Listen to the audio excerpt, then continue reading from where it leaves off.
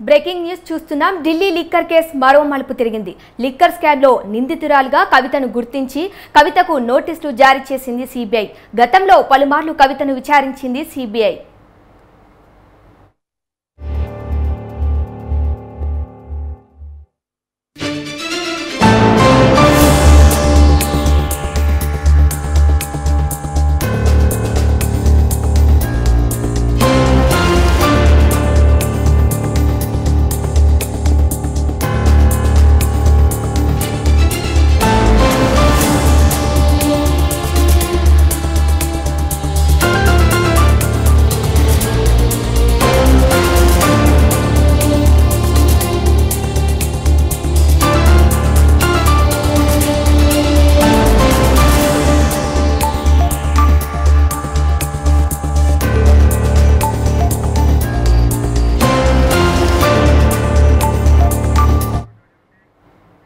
Delhi liquor కేసులో మరో కీలక మలుపు తీసుకుంది. లిక్కర్ స్కామ్లో నిందితురాలుగా కవితను గుర్తించి కవితకు నోటీసులు జారీ చేసింది సిబిఐ.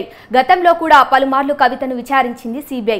ఇదే అంశంపై మరింత సమాచారాన్ని మా ప్రతినిధి బ్రహ్మాజీ అందిస్తారు. చెప్పండి బ్రహ్మాజీ.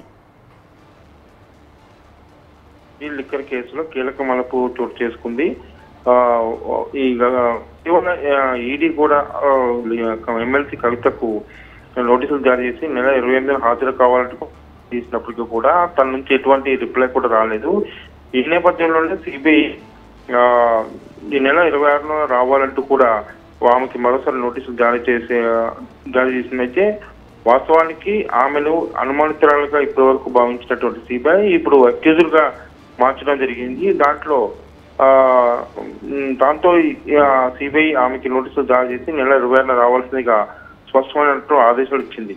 అయితే గతంలో ఇక్కడనే ఈ ఆరోపణలు వచ్చిన నేపథ్యంలోనే వాళ్ళ ఇంటికాడనే సిబిఐ అధికారులు వచ్చి ఆమెని కొన్ని గంటల పాటు విచారించారు. తర్వాత ఈడీ కూడా ఇందులో ఇన్వాల్వ్ అయ్యి హైదరాబాద్ లో విచారణ చేయాలన్నటువంటి ఎమ్మెల్సీ కవితను పిటిషన్ తోసుకొచ్చి ఖచ్చితంగా ఢిల్లీ రావాల్సినట్టు ఢిల్లీలో ఈడీ ప్రధాన కార్యాలయంలో కూడా కొన్ని రోజుల పాటు హంగామా నడిచిన పరిస్థితి మనం చూసాం.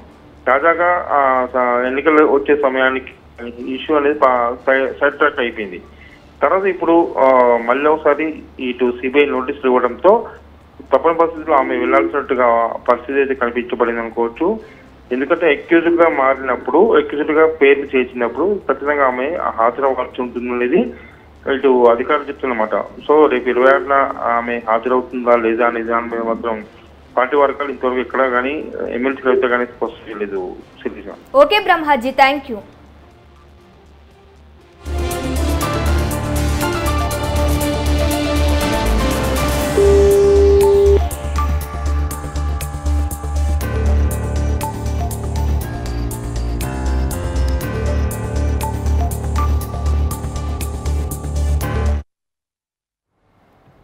ఢిల్లీ లిక్కర్ కేసులో మరో కీలక మలుపు తిరిగింది. లిక్కర్ స్కామ్లో నిందితురాలుగా ఎమ్మెల్సీ కవితను గుర్తించింది సిబిఐ.